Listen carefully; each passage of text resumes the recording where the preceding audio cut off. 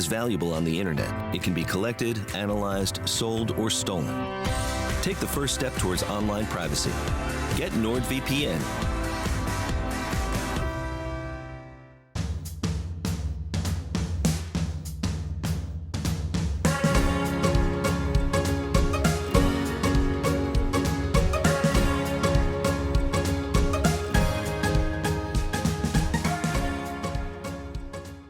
Please watch out for comments from scammers purporting to be me or other crypto YouTubers asking you to contact them. Do not contact them.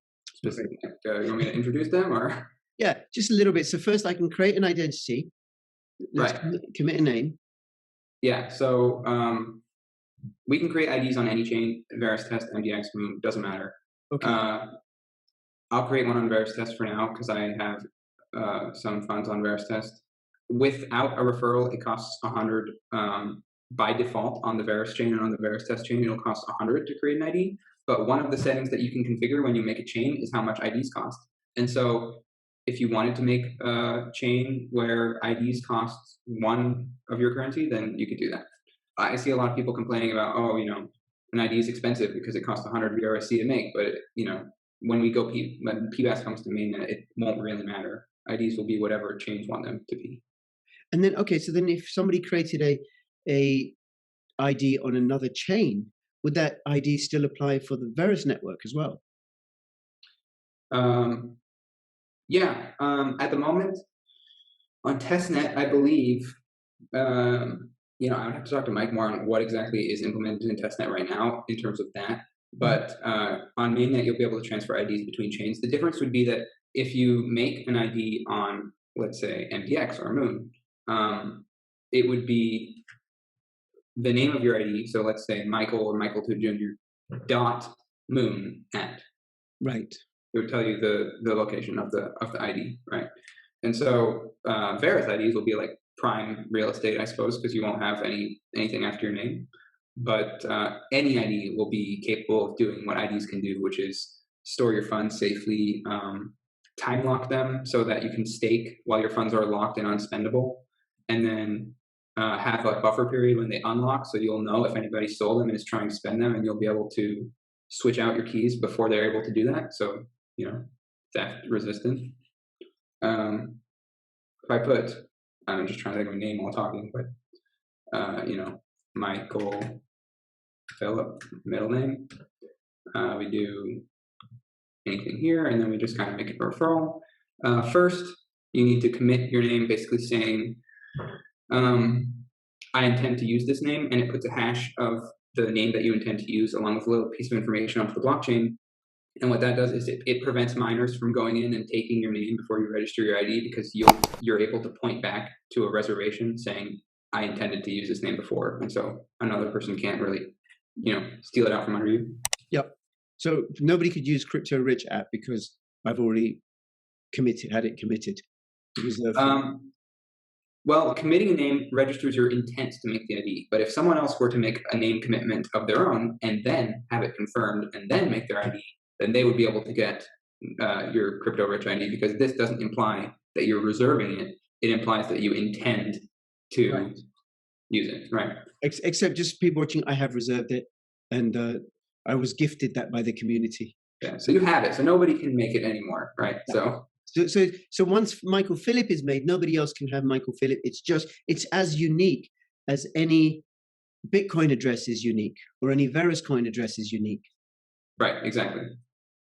So it's ready to make here. So this is the revocation and recovery concept. Basically, your ID has a primary key. You have an address that controls your ID. The revocation ID and the recovery ID, whoever controls those IDs, they can also be the same thing. Here, I'll make them the same thing, for example.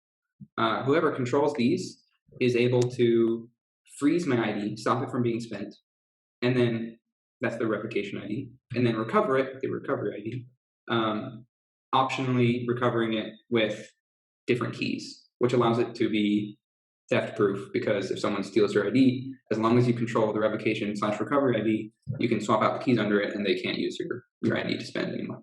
And that takes about a minute, right? It takes one block? One block to commit a name, another block to register the ID. So 2 blocks in total. Okay. And then how do you assign things like the time lock feature? Can you do that on the testnet? Yes, on the testnet you can, but you need to use the command line because at the moment it's not implemented in the GUI. Right. So then I assume it's not implemented on mainnet yet. Correct. The time lock is not. Yeah. But the whole recovery, revocation stuff, all that exists on mainnet. We have already like over 15,000 IDs registered, I think, so people are using them. It's just, there's more coming, basically. Yes. And when is mainnet coming? Yeah, I can't. We don't give times because the community knows, based on our experience these past 3 years, that we get stuff done and we do what we say we're going to do.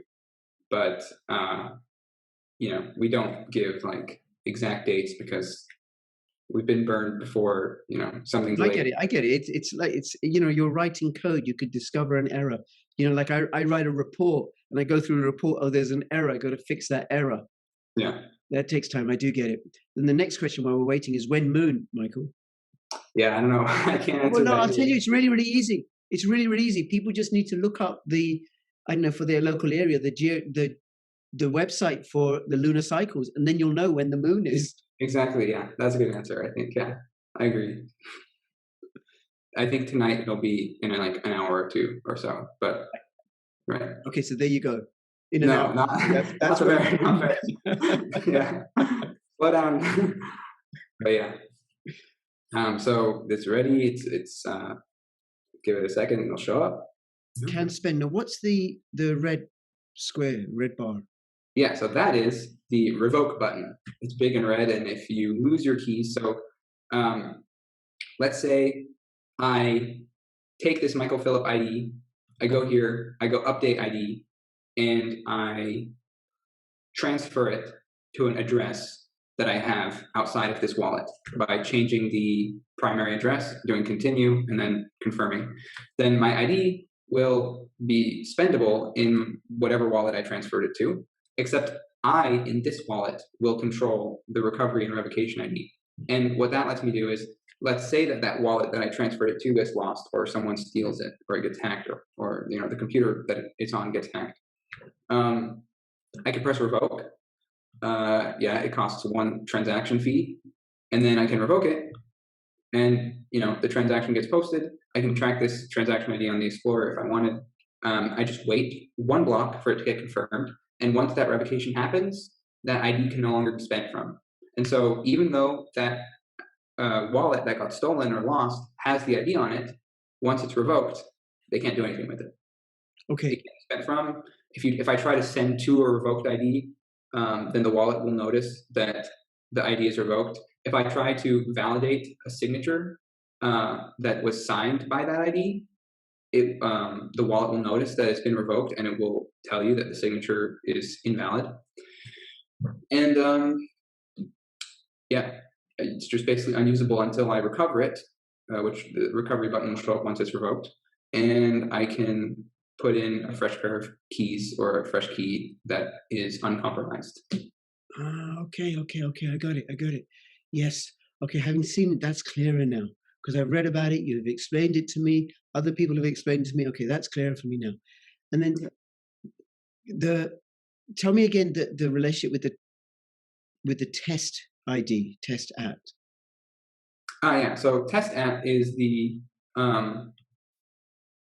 revocation and the recovery authority for this ID. I set it that way, and so anybody that controls test at will be able to freeze this ID and also bring it back, with new stuff. So it doesn't even need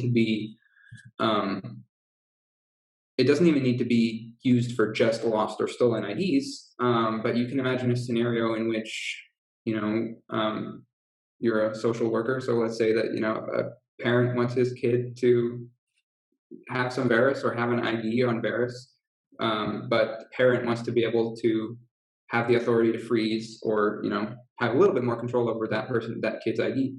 Then they can set themselves as the recovery and revocation authority, and basically control when the ID gets frozen. Swap ownership of it if necessary, stuff like that.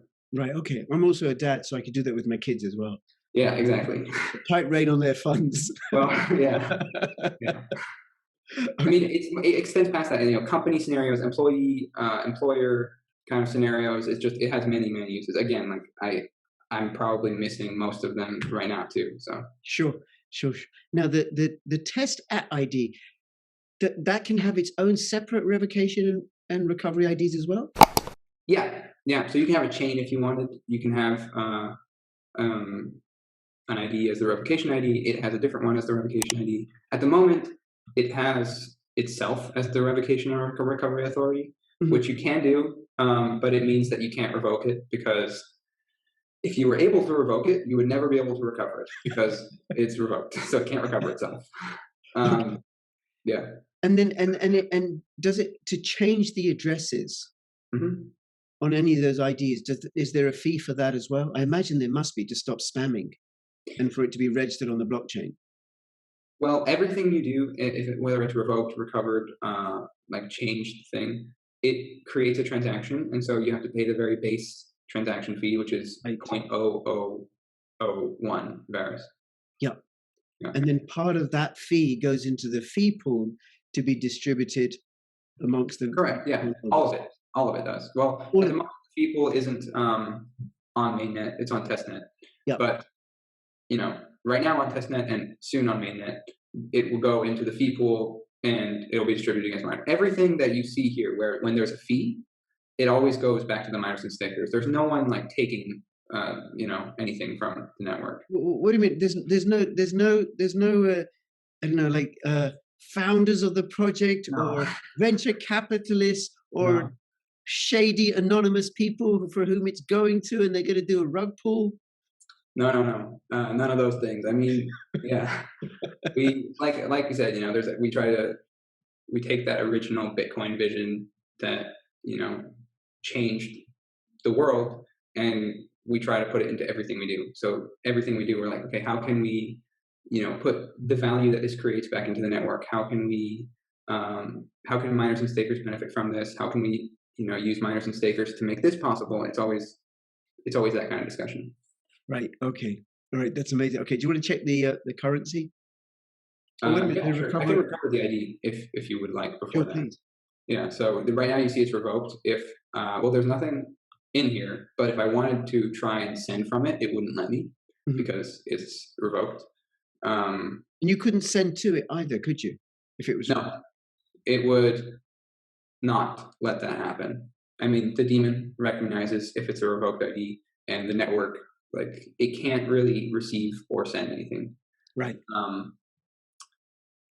If you managed, like you used your own custom daemon, which didn't stop you, then it would just be frozen. The money would be frozen until it gets recovered. Yeah. No, Michael, don't worry. I'm not going to use my own custom daemon. Okay. Or anybody's daemon. I mean, if I'm probably using daemons. Okay. Well, they're in the background here, but yeah. Yeah, we don't mean the devilish, ghoulish sort of characters. We're talking about something that blockchain language. Yeah, it's well, I don't have a. It's DAEMON. Yes. Okay, so you're going to recover that. Right. So I'm going to set it to the same ID, the same primary address. I could change it if I wanted, but it wouldn't show in the wallet. I mean, I have all my addresses in one wallet. So technically, for demonstration purposes, let me change it. But it will still show up the same as CanSpend, and you know, everything else is kind of the same. I just wanted to change the primary address that controls it. I go continue, and the recovery transaction gets posted. And once that's confirmed, it'll go back to CanSend. So while that we're waiting on that, I can go back and show you the currencies. Which did you want to see these or these currencies? Sorry, Mike, I didn't hear you say that again. Oh, I just said while we're waiting for it to get recovered. You would like to see some currencies, you said? Yes, please. I believe we're still waiting on this one conversion here to go across chain, but there's also on-chain conversions which go between tokens. And so you have, let's say, EUR, which is not actually euros, but it's a representation on testnet of what we imagine a euro kind of like token would be. So let's say I wanted to go from VRSC to EUR and convert currencies. Let's just pick an address that I want to send to. Again, it's easy to create new addresses inside the wallet as well, that I know. Yes, yeah, it's really easy to create new addresses, whether you want like a transparent address or a private address. These are those Z addresses that we talked about earlier, Yep. Which use zero-knowledge proofs to make sure that basically none of your transaction information goes on the blockchain. It's invisible. But we can send to EUR, which is, so you have on-chain currencies that are just currencies by themselves. They're not really in and of themselves convertible between things. But then you also have on-chain reserve currencies. And so VRSC EUR is a reserve currency of VRSTest and EUR. And what it lets you do is, as I described before with that bridge currency, you can convert from VRSTest into VRSC EUR because it has VRSTest as a reserve. And then because it has a basket of reserves of EUR and VRSTest, you can then go from the bridge to EUR.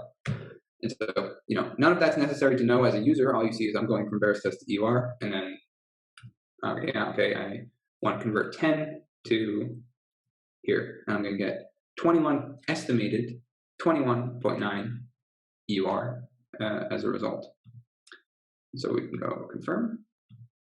Yeah, that got sent. Now we just have to wait 2 to 10 minutes, and then it'll arrive on the EUR token, which is, I already have some, but basically it's a token on VRSTest, and I have, I can store it in my addresses, I can store it in my identities, just like everything else. Okay. And convert to it and from it. So this does away with the need for decentralized exchanges and centralized exchanges. That they'll still exist, but I could, for example, go from Veruscoin and exchange it for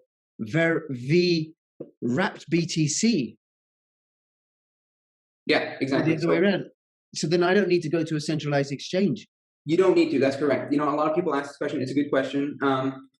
Putting it that way is 100% correct. You don't need to use centralized exchanges anymore for Verus network things, even for things outside the Verus network. So you could go from one ERC20 token to Verus to another ERC20 token, or any way you want. But there is room for them in this multi-chain future that we're creating, and that is each on-chain conversion takes like 20 to 30 minutes. It's completely decentralized, and there's a low fee, but there is a place for services to offer, let's say, instant conversions. You sign up for a service, they let you convert from one currency to another instantly, and then they would aggregate all the conversions that people make on their network, and they would kind of send it all across at once, and then wait the 20 to 30 minutes. So what we're doing is we're giving people the option to use this decentralized strategy. And I imagine for a lot of projects at first, it will be their only option. And it's a good option. It's decentralized, there's low fees, it's scalable. So it's very much a big thing that you can do here. But obviously there's always ways to speed it up. There's always services that people can provide to make things go smoother for big currencies. And so we're not like the mortal enemy of No, I get it, Michael. It's like it's another feature in the ecosystem, in the cryptocurrency ecosystem. Well, it eliminates the need for exchanges. That's the big thing. I would say that's the big thing. But exchanges are still going to be there because centralized exchanges, for example, provide all sorts of services for traders and large institutions that Verus doesn't currently, and may not ever. Any conversion related thing that you might need to go to an exchange for will most likely be able to be done better on the Verus ecosystem. And I think that the big thing is they will have to adjust the way they look at things. So a service could provide something where they use the Verus ecosystem as their backend, and then they speed things up for users on the front end because they do things faster, or they provide centralized instant swaps where they, in the background, move everything across, like I said, decentralized but slower. But the thing is, they're all improvements on our system. Our system is it becomes the new baseline. And when you create a project or a currency, 2.5 years ago, when we started, we never kind of made a cryptocurrency project before. And it was like, how do we get on an exchange? And we have all these, basically, there are many, many extortionists out there at the moment, like trying to take advantage of small projects whether or not the small project, is just a pump and dump, or whether it's like valid technology, they don't care. They just want money. They say, okay, pay us $100,000 as a listing fee, and we'll take on your project and we'll use you in our exchange, right? And that's like one of the worst, nastiest parts of the whole cryptocurrency ecosystem in general, because people that want to create are basically being extorted the moment that they start building stuff, and that's horrible, right? Yeah. So we completely eliminate that. Like, they don't need to do that at all. They don't need to deal with those kind of people. They don't need to think about that. They start their currency, their blockchain, and they're instantly convertible. People can go into them. People can come out of their currency, and they don't need to care about paying $200,000 to be listed on some exchange with 200 cryptocurrencies. Sure, but then if somebody creates a blockchain in the Veruscoin network, how do they get liquidity? That's the like one of the greatest parts of it. I mean, it's there. The fact that these currencies are reserve currencies means that you don't need, so like liquidity in and of itself is like the amount of money, obviously, that flows back and forth, and it depends on, in a lot of systems right now, it depends on having someone on the other end that wants to buy from you or sell to you. And we don't. I mean, you provide a fixed amount of currency as a reserve for your bridge. You say, I'm going to launch a currency and I'm going to put 100,000 of my currency into the bridge currency, or 100,000 other reserve into the thing. And as long as you have this kind of initial amount there in the reserve currency or in your bridge, people can go back and forth, and they don't need to buy or sell from another person specifically. The liquidity comes from the balance in the reserve of the currency that bridges you and Verus, for example. And so for a lot of people might just hear what I just said and be like, okay, well then the liquidity comes from initial funding. How do you get the Verus into the reserve in the first place? Like, do you just need to have a bunch of Verus to start your own currency? And the answer to that is no. Because of the pre-launch system, you can launch a project and say, in a few thousand blocks from now, or like next month, we want this amount of funding for our reserve currency, and that amount will provide the liquidity, or there's always liquidity. It's just that the lower reserves there are, the faster your price will go down, and eventually your price will be very, very low. Right. But let's say I'm going to create crypto-rich blockchain. Okay. Yeah. Crypto-rich blockchain, very, very valuable, much sought after, with amazing qualities. Okay. So I launched that, but I'm going to do it through a sale on the Veruscoin network, my own blockchain. Yeah. And then what I'm going to say to people, okay, the target that we're going to get is, I don't know, 1,000 Verus and 100 ETH. There's not going to be a lot of these tokens, so I don't need a lot of money.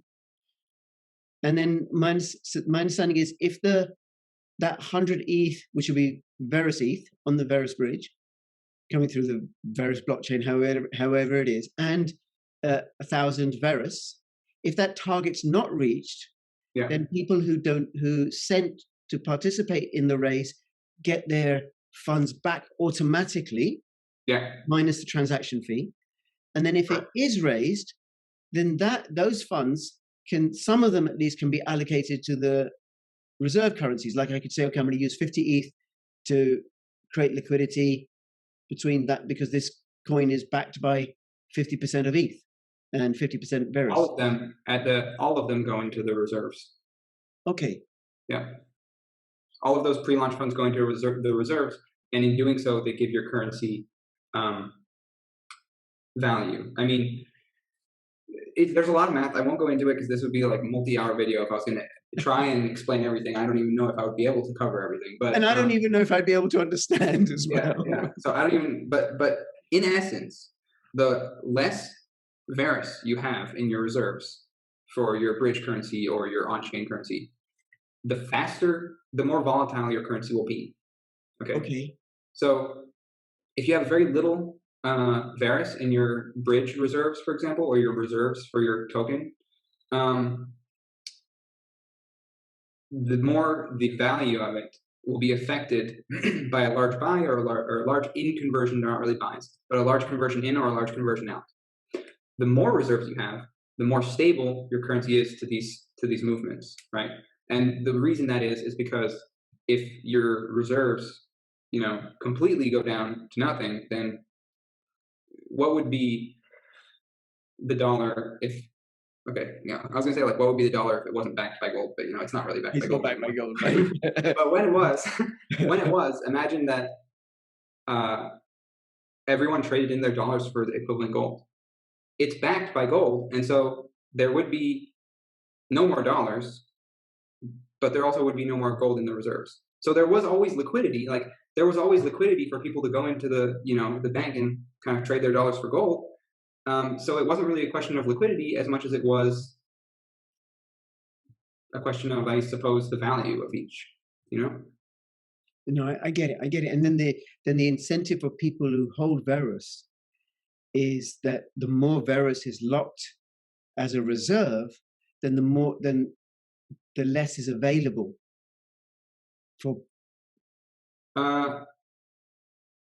You mean in terms of Verus as a currency? Yeah.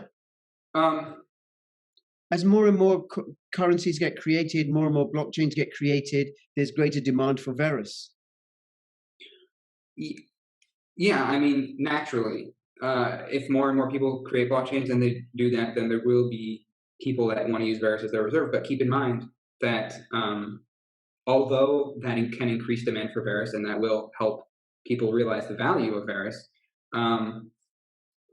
it's not a limitation, because people can create PBaaS chains on top of PBaaS chains. And so in the future, someone can make a PBaaS chain on top of a PBaaS chain, and they don't even really have to, they'll pay to make their reserves in the currency that they launched from, So it's kind of this fractal scaling that even if the demand for Verus gets so high that it becomes, really expensive, it doesn't matter, because you can create your chain on top of somebody else's chain. And Verus will just be like where it all started, like the prime real estate, oh, look, this is a currency on Verus. So, they kind of were there since the beginning, or they have a very valuable currency, or they have a nice ID because it doesn't have a DON after it. And that's kind of like, it's kind of like the root of everything. I hesitate to use that word because it sounds centralized, but if the root is decentralized in and of itself, then everything else is decentralized. And so it's like this decentralized root of everything else. Yep. I do get that. Okay. Very cool. Very cool. And do you want to see if the conversions have happened? Yeah. So here, ignore these currency values. They are not reflective of what this is actually worth, because this is not, this is all testnet values, right?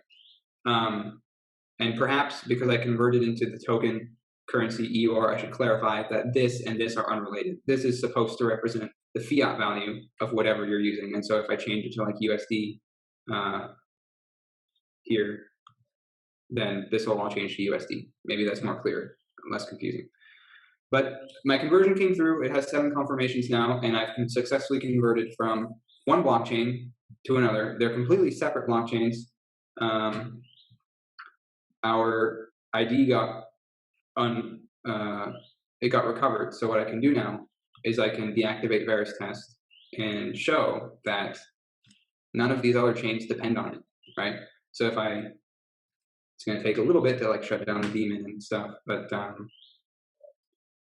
so you can and then the MDX and the Moon wallets will still be active. Those chains will still be active once. Yeah, they're still here. They're completely independent. I can do whatever I want with them. I can make IDs with them. I can send people MDX or Moon, and it doesn't matter. Like I could make, if I was, for example, if Moon was my project and I was making a wallet of Moon, I wouldn't have to include any other currency. I could just make a Moon specific wallet. I wouldn't have to think about connecting with Verus or anything. It's its own thing. And then in addition to all that, I should mention, I'm going to re-add this now so we can continue talking about it. But in addition to all that, if I wanted to, let's say, mine these together, or if I wanted to help the Moon chain, or I wanted to help the MDX chain, if it wasn't my project and I was just a miner and I was like, I want to make some Moon or I want to make some MDX, it would not impact my hash rate on Verus test at all because of merge mining. As a miner, I can mine up to 22 chains at the same time and not care about, it doesn't put any more strain. The only strain it adds is running the chain daemon itself. Yep. But the mining itself, the mining, generating the hashes and stuff, it doesn't put any more strain to mine 22 chains than one. And that's actually another thing. I don't want to go on too long here, but well, Michael, I've done a lot of videos on Verus, especially recently, and I have mentioned this. So you'll be able to mine 22 different coins at no extra cost in hash. So it's equivalent to multiplying my hashing power by 22. Yeah, exactly. And you'll be able to earn rewards on every single chain that you're mining. And, obviously miners love this idea. People are super excited about it. And in addition to just the monetary benefit for miners, there's a huge environmental benefit, like power usage benefit, right? Because in terms of, it's a big discussion going on right now. I don't really subscribe to the whole idea that the planet is being killed by cryptocurrency, especially because we're getting value from it, and it does provide a service. Like cryptocurrency has a purpose. Yep. But no, well, Michael, I'm going to say something, right? Yeah. Planet is being killed by cryptocurrency. It's not being killed by governments, principally the US and NATO governments, printing fiat currency in order to buy armaments to fly across the world to bomb other people. That's not doing any environmental harm whatsoever. Yeah, it's easy. Okay, yeah, it's easy. Yeah, I won't elaborate. But the fact that Bitcoin will prevent governments from doing that, from printing money in order to buy arms to kill people, that makes Bitcoin very, very dangerous indeed. Moving on. Yeah, yeah, moving on. But yeah, good point. But if we take into account efficiency, we say, let's talk about electricity efficiency or the usage of power, right? Yep. I think that power directed towards cryptocurrencies is a good thing. However, the more efficient, the better. And we are, as far as I know, the most efficient chain that I know of. We have half of our network validation is proof of stake. So, well, aside from 100% proof of stake chains, which are efficient, but they carry their own problems in terms of, decentralized consensus and a lot of other things. We are 50% proof of stake, and we've solved a number of proof of stake issues, which more about that on our website. I don't have time to go into everything, but we've solved a number of proof of stake issues, nothing at stake, etc. Yeah. And then 50% proof of work. So we have the security benefits and the decentralization benefits of proof of work. And then in addition to that, the efficiency benefits of proof of stake. And then in addition to that, our proof of work is even more efficient because of the fact that you can mine 22 chains using the same hash power. Yeah, I get it like this. I've got an old Mac, which I might have one or two threads, whatever threads are, that I can mine with. But what I'll be able to do is multiply the equivalent of multiplying those threads by 22. So let's say I've got two threads. I've now got the power of 44 threads without any outlay in terms of energy or any hardware or anything. So all of a sudden, my old Mac becomes way more powerful at no cost to me whatsoever, and I'm contributing to the security of those blockchains at no additional cost. Yeah. I would say it multiplies your hash power by 22%. I don't know. I don't think there's always a direct correlation between like threads and multiplying hash power and stuff like that. But yeah, I get what you're trying to say. The difference between you and I is you've got distinct, clear knowledge, right? I'm using very clumsy it's okay. metaphors to try and get my head around this and to explain to people. No, yeah, I understand the gist of what you're trying to say, and the point that you're trying to make is correct. Yeah, the end point is correct. The calculation in the middle may not be correct, but I got the right answer at the end. Okay, Michael, is there anything else you want to let us know? Because we could talk for hours about all the rich features of Veruscoin. Yeah. All in all, I would just advise people to go out and try it. We have a lot of people that, there's a lot of tribalism and people want to stick to their own things, and we truly believe that this is the future. There is a multi-chain future. We have something extremely unique and special that no one else has. And the best way for me to convince anybody would just be to tell them to try it out for themselves. Yep.